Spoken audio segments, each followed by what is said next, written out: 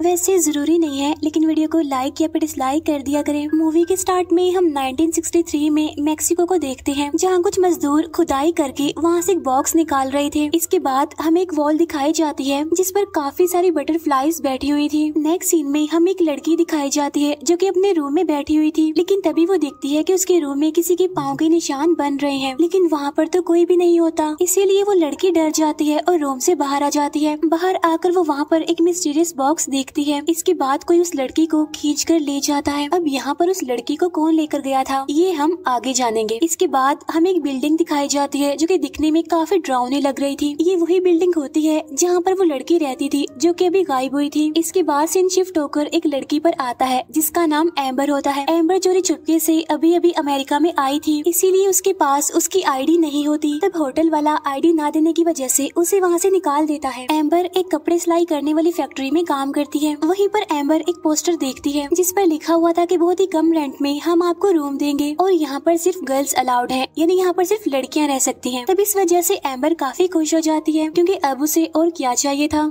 उसी फैक्ट्री में एम्बर की फ्रेंडशिप एक लड़की से हो जाती है। नेक्स्ट डे एम्बर उस पोस्टर वाले एड्रेस पर पहुंच जाती है जहां उसे बिल्डिंग का ऑनर मिलता है जिसका नाम रेड होता है, और ये वही बिल्डिंग होती है जहां स्टार्टिंग वाली लड़की गायब हुई थी। तब एम्बर उससे पूछती है कि और कौन कौन यहाँ पर रहता है, तो वो कहता है कि यहाँ पर सिर्फ एक और लड़की रहती है तुम्हारे अलावा, और वो तुम्हारे रूम के सामने रहती है। और यहाँ पर वो एम्बर से 1 मंथ का रेंट ले लेता है एज अ डिपॉजिट, और वो एम्बर को कहता है कि रात को जल्दी आ जाना, और यहाँ पर ड्रिंक करना, स्मोकिंग करना कुछ भी अलाउड नहीं है। तब एम्बर इन सारी बातों को मान लेती है। इसके बाद एम्बर उस रूम में शिफ्ट हो जाती है। रात के टाइम एम्बर जब सोने के लिए जा रही होती है तो वो देखती है कि उसके रूम के फ्लोर पर एक छोटी सी विंडो बनी हुई है जिसका रास्ता बेसमेंट की तरफ जा रहा था, और यहाँ से रात के टाइम औरतों के चिल्लाने की और रोने की आवाजें आती हैं। तब एम्बर को ये चीज काफी अजीब लगती है और रात को सोते टाइम वो इस बात को काफी सोचती भी है। इसके बाद एम्बर सो जाती है। यहाँ पर हम ये जान पाते हैं कि एम्बर की मदर की तबीयत काफी खराब है, इसीलिए एम्बर चोरी छुपकर यहाँ अमेरिका में आई है काम करने के लिए, ताकि वो पैसे कमाकर अपनी मदर का ट्रीटमेंट करवा सके। एम्बर की मदर हमेशा उसके ड्रीम में आती रहती है और उससे बातें भी करती है। नेक्स्ट डे एम्बर उस लड़की से मिलती है जो इस बिल्डिंग में उसके साथ रहती है,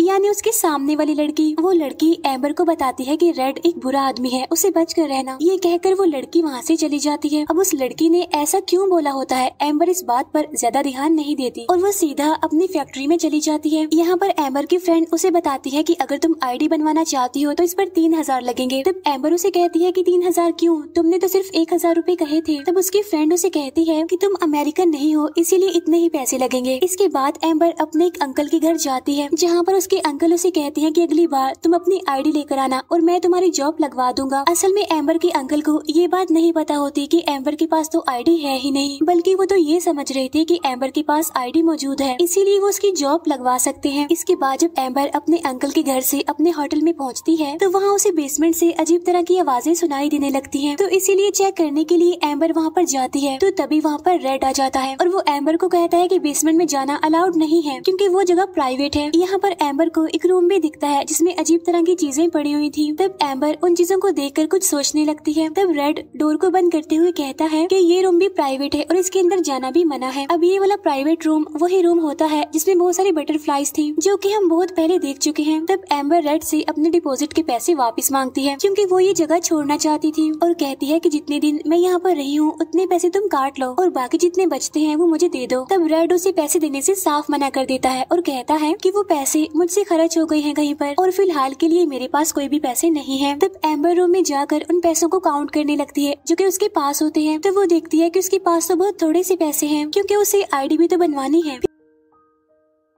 फिर एम्बर वहाँ सामने वाली लड़की के रूम में जाती है, यानी वही लड़की जिसने कहा था कि रेड एक बुरा आदमी है। और जब एम्बर वहाँ पर जाती है तो देखती है कि वहाँ पर तो एक औरत का भूत खड़ा हुआ है जिसकी आईज चमक रही हैं और उसने अजीब से कपड़े भी पहने हुए हैं। तब उसे देखकर एम्बर डर जाती है और वहाँ से चली जाती है। फिर रात को सोते टाइम एम्बर अपनी मदर का ड्रीम देखती है और इस बार वो ड्रीम में एक मिस्टीरियस बॉक्स भी देखती है। ये वही वाला बॉक्स होता है जिसे हमने मूवी के स्टार्ट में भी देखा था, और उस बॉक्स में से एक हाथ भी बाहर आता है। नेक्स्ट डे एम्बर अपने बॉस से एडवांस मांगती मांगती है। तब उसका बॉस उसे ये कहकर मना कर देता है कि तुम काम बहुत ही स्लो करती हो, और वो उसे सिलाई के काम से हटाकर पैकिंग के काम में लगा देता है। इसके बाद एम्बर और उसकी फ्रेंड एक कैफे में बैठे होते हैं, जहाँ एम्बर अपने सारे पैसे अपने फ्रेंड को देते हुए कहती है कि प्लीज जल्दी से मेरी आईडी बनवा दो। होटल पहुँचते पहुँचते एम्बर को काफी देर हो गई थी, लेकिन जब वो होटल में जाती है तो उसे काफी अजीब फील होता है। वो देखती है कि वहाँ पर एक आदमी है जो अपना सर दीवार पर मार रहा है। तब एम्बर उसे इग्नोर करते हुए अपने रूम में चली जाती है। फिर एम्बर वहाँ पर आई हुई दो नई लड़कियों से मिलती है, जो दिखने में तो काफी अजीब लग रही थी, लेकिन फिर भी वो अच्छी लड़कियाँ थी। तब वो तीनों यहाँ पर मिलकर बातें करने लगती हैं और स्मोकिंग करने लगती हैं, लेकिन तभी वहाँ पर रेड आ जाता है और वो उन लड़कियों को वहाँ से भगा देता है। यहाँ पर एम्बर रेड से पूछती है कि तुमने तो मुझे कहा था कि यहाँ पर कोई भी बॉय अलाउड नहीं है, तो फिर वो आदमी कौन है जो नीचे अपना सर दीवार में मार रहा है। तब रेड कहता है कि वो मेरा भाई है जो थोड़ा पागल सा है। उसी रात एम्बर चुपके से उस प्राइवेट रूम में चली जाती है, जहाँ उसे अजीब तरह की चीजें देखने को मिलती हैं, जिन्हें देखकर वो काफी हैरान हो जाती है, जैसे कि किसी को टॉर्चर करने के, किसी को मारने के तरीके, भूतों और ब्लैक मैजिक से रिलेटेड चीजें, और वो चीजें जो पुराने जमाने में खुदाई करते टाइम मिलती थी। नेक्स्ट डे एम्बर अपनी फ्रेंड को कॉल करती है, लेकिन एम्बर की फ्रेंड उसकी कॉल पिक नहीं कर रही थी। फिर एम्बर फैक्ट्री जाकर अपने बॉस से अपनी फ्रेंड के बारे में पूछती है। तब उसका बॉस उसे कहता है कि वो तो जॉब छोड़कर चली गई है। तब यहाँ पर एम्बर समझ चुकी थी कि उसकी फ्रेंड ने उसे धोखा दिया है, वो उसके सारे पैसे लेकर भाग गई है। इसके बाद जब एम्बर वापस से अपने होटल आती है तो उसे फिर से औरतों के रोने और चिल्लाने की आवाजें सुनाई देती हैं। तब एम्बर को कुछ भी समझ नहीं आता कि आखिर यहाँ पर चल क्या रहा है। इसके बाद एम्बर रेड से पूछने जाती है कि वो लड़की कहाँ गई जो सामने वाले रूम में रहती थी। तब रेड कहता है कि वो तो कब से चली गई। इसके बाद एम्बर अपने रूम में चली जाती है और यहाँ पर उसे काफी अजीब लग रहा था। इसके बाद एम्बर वहाँ पर एक काफी अजीब चीज देखती है। वो वहाँ पर एक लड़की और एक औरत को देखती है, जो कि दोनों ही असल में सोल्स होती हैं, और वो जो लड़की होती है वो एम्बर से हेल्प मांग रही होती है, प्लीज हेल्प मी। तब एम्बर सोचती है कि मैं क्या करूँ इस लड़की की हेल्प करने के लिए, लेकिन तभी कोई अचानक से उस लड़की को खींचकर ले जाता है। तब ये देखकर एम्बर समझ जाती है कि यहाँ पर सोल्स रहती हैं, और उसे बिल्कुल ठीक लगता है क्योंकि ये जगह हॉन्टेड थी। इन बातों की वजह से एम्बर काफी डर जाती है, इसीलिए वो अपना सामान पैक करके रेड से अपने डिपॉजिट के पैसे लेने जाती है। तब वहाँ पर रेड तो उसे नहीं मिलता, लेकिन उसका वही पागल भाई मिल जाता है। तो वो एम्बर को कहता है कि यहाँ पर रेड नहीं है। इसके बाद एम्बर अपना सारा सामान लेकर दूसरे होटल में जाती है, लेकिन अब क्योंकि उसके पास कोई भी पैसे नहीं होते इसीलिए उसे रूम भी नहीं मिलता। इसके बाद एम्बर रेड को कॉल करती है और उसे कहती है प्लीज मुझे मेरे पैसे दे दो, मुझे पैसों की बहुत जरूरत है। एम्बर एक कैफे में होती है और तभी वहाँ पर रेड भी आ जाता है और वो एम्बर को थोड़े से पैसे दे देता है और कहता है कि बाकी पैसे मैं तुम्हें होटल जाकर दूंगा क्योंकि बाकी पैसे वहाँ पर पड़े हुए हैं। इसके बाद वो एम्बर को लेकर वापिस से उसी हॉन्टेड होटल में आ जाता है और कहता है कि तुम्हारे बाकी के पैसे रूम में है, जाकर ले लो। लेकिन जब एम्बर रूम में जाती है और पैसे ढूंढती है तो उसे वहाँ पर कुछ भी नहीं मिलता और तभी पीछे से वहाँ पर रेड आ जाता है और वो जबरदस्ती एम्बर को वाइन पिलाने की कोशिश करता है। तब एम्बर उसे ऐसा करने से मना कर देती है और इतनी ही देर में वहाँ पर रेड का भाई भी आ जाता है और वो जबरदस्ती एम्बर को वाइन पिला देता है, साथ साथ वो उसे मारता भी है। अब यहाँ पर कुछ भी समझ नहीं आती कि आखिर वो दोनों भाई उसके साथ ऐसा क्यों कर रहे हैं। एम्बर इस सारे सिचुएशन की वजह से काफी डर जाती है और उसे कुछ भी समझ नहीं आता। अब यहाँ पर वो जो दो नई लड़कियाँ आई थी वो भी डरने लगती हैं, इसीलिए वो भी एम्बर के रूम में सो जाती हैं। जब ये तीनों सो रही होती हैं और यहाँ पर एम्बर को काफी अजीब तरह के नाइटमेयर्स आने लगते हैं। इसके बाद वो तीनों लड़कियाँ ही जाग जाती हैं। वो लड़कियाँ एम्बर को बताती हैं कि हमें हमारे ड्रीम्स में मिस्टीरियस सा बॉक्स नजर आता है। तब यहाँ पर एम्बर कहती है कि हाँ मेरे ड्रीम में भी वो बॉक्स आता है। तो वो लड़कियाँ कहती हैं कि हमारे ड्रीम में हमारा भाई भी आता है जिसकी हालत काफी खराब होती है। यहाँ पर एम्बर कहती है कि मेरे ड्रीम्स में मेरी मदर आती है जो कि काफी बीमार है।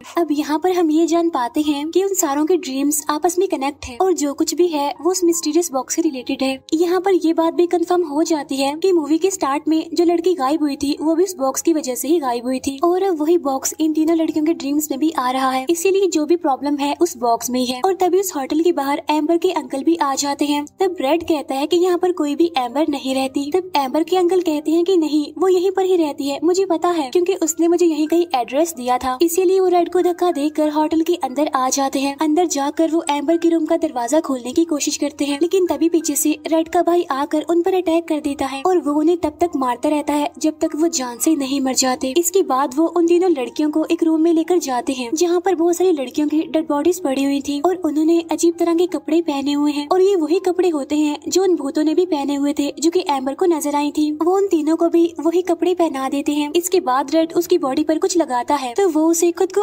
आजाद करने के लिए कहती है। तब रेड उसे आजाद करने से मना कर देता है और कहता है कि मैं ऐसा नहीं कर सकता, मेरा भाई उस बॉक्स की वजह से ये सब कुछ करता है। पहले मेरे फादर ये सब कुछ करते थे और अब मेरा भाई ये करता है। उसने हमारी मदर के साथ भी ऐसा किया था और अब तुम्हारे साथ भी सेम वैसा ही होने वाला है। इसके बाद रेड का भाई एम्बर को उठाकर बेसमेंट में लेकर जाता है। रास्ते में जाते जाते एम्बर को बहुत सारी सॉल्स दिखती हैं और उन्होंने भी सेम वैसे ही कपड़े पहने हुए थे, साथ साथ उनकी आंखें भी चमक रही थी। अब यहाँ पर हम ये जान पाते हैं कि जो लड़कियाँ यहाँ पर भूत बनी हुई हैं, एम्बर ने भी उनके जैसे कपड़े पहन रखे हैं। इसका मतलब ये है कि एम्बर भी उनमें से एक बनने वाली है। इसके बाद रेड का भाई एम्बर को एक बेसमेंट में लेकर जाता है। वो एक काफी बड़ी जगह थी और वहाँ पर बहुत सारी कैंडल्स भी लगी हुई थी, साथ साथ वहाँ पर बहुत सारी डेड बॉडीज भी पड़ी हुई थी, लेकिन उन डेड बॉडीज के सर नहीं थे बल्कि वो गायब थे। इसके बाद वो एम्बर को वही एक जगह पर लिटा देता है और सामने वही मिस्टीरियस सा बॉक्स होता है, यानी वही बॉक्स जो सबके ड्रीम्स में आ रहा था। इसके बाद रेड का भाई वहाँ से चला जाता है, लेकिन तभी वहाँ पर एम्बर के अंकल आकर उसे खोल देते हैं और उसे वहाँ से ले जाने लगते हैं। इसके बाद ये दोनों एक अंधेरे वाले रूम में पहुँच जाते हैं। इसके बाद एम्बर को दिखाई देता है कि वो अपनी मदर के साथ है। अब यहाँ पर सवाल ये उठता है कि एम्बर के अंकल तो मर चुके थे, तो फिर उसे बचाने कौन आया था? असल में कोई भी एम्बर को बचाने नहीं आया था, बल्कि सिर्फ एम्बर ऐसा सोच रही थी। और यहाँ पर एम्बर अपनी इमेजिनेशंस में अपनी मदर के साथ है, लेकिन रियलिटी में वो अभी भी उसी जगह पर उसी बेसमेंट में लेटी हुई है। लेकिन तभी उस बॉक्स में से एक काफी अजीब सा क्रिएचर बाहर निकलता है और वो एम्बर की तरफ बढ़ रहा होता है। यहाँ ड्रीम्स में एम्बर देखती है कि उसने पिलो से अपनी मदर का मुंह दबाकर उन्हें मार दिया है, और जब रियलिटी में एम्बर डरकर उठती है तो वो क्रिएचर भी यहाँ से गायब होता है। फिर एम्बर यहाँ से उठकर उसी प्राइवेट रूम में जाती है। वहाँ पर बहुत सारे हथियार थे और उन्हीं में से एम्बर एक हथियार उठा लेती है। इसके बाद वो उन दोनों भाइयों के पास जाती है, जहाँ सबसे पहले वो रेड को मारती है। अब क्योंकि वो हथियार रेड की टांग पर लगा था, इसीलिए वो इंजर्ड होकर नीचे गिर जाता है। रेड का भाई भी वहीं पर होता है, जो कि दूसरी लड़की को तैयार कर रहा था बेसमेंट में ले जाने के लिए। तब एम्बर उसे भी मारती है, लेकिन वो एम्बर को नीचे गिराकर उसका पैर तोड़ देता है। और जब दूसरी लड़की वहाँ से भागने की कोशिश करती है, तब रेड का भाई उसे पकड़कर उसे बालकनी से नीचे फेंक देता है, जिसकी वजह से उसकी मौत हो जाती है। इसके बाद रेड का भाई एम्बर को खींचकर बाहर लाता है और वो एम्बर का गला दबाने लगता है। अब यहाँ पर एम्बर के हाथ में कांच का एक टुकड़ा होता है, जिसे वो उसके गले में मार देती है, जिसकी वजह से रेड का भाई इंजर्ड होकर वहीं पर गिर जाता है। फिर एम्बर उस हथियार से उस पर काफी बार वार करती है और उसे इतना मारती है कि वो जान से मर जाता है। इसके बाद वो रेड को लेकर बेसमेंट में आती है और उसे वहीं पर लिटा देती है। और तभी हम देखते हैं कि इस बॉक्स में से वही अजीब सा क्रिएचर बाहर आ जाता है और वो रेड के सर को अपनी बॉडी में घुसा लेता है, यानी उसका सर ही धड़ से अलग कर देता है। इसके बाद एम्बर वहाँ से बाहर चली जाती है। एम्बर बाहर आती है तो देखती है कि उसका पाँव जो टूटा हुआ था वो बिल्कुल ठीक हो गया है और उसके जो चोट के निशान थे वो भी अब हील हो रहे थे। और यहाँ पर उसकी आइस का कलर भी हमें चेंज होता हुआ दिखाई देता है। अब यहाँ पर मैं आपको कुछ इम्पोर्टेंट पॉइंट्स बता देती हूँ। असल में ये बॉक्स वही बॉक्स होता है जो मूवी के स्टार्ट में यानी 1963 में खोद कर निकाला गया था, और ये बॉक्स रेड के फादर को मिला था। उस बॉक्स के अंदर असल में एक भूत था जिसने रेड के फादर की बॉडी पर कब्जा कर लिया था। यहाँ पर रेड के फादर ने वो सारी चीजें की जो उस क्रिएचर ने उनको करने को कही, और उनके बाद रेड के भाई ने वो सब कुछ किया, क्योंकि अब उस भूत ने रेड के भाई पर कब्जा कर लिया था। अब क्योंकि वो भी मर चुका है, इसीलिए अब उस भूत ने एम्बर पर कब्जा कर लिया है। अब यहाँ पर वो क्रिएचर सब कुछ एम्बर से करवाएगा, जिसे लोगों को मरवाना और ऐसे उल्टे सीधे काम। और इसी के साथ ही मूवी यहीं पर एंड हो जाती है।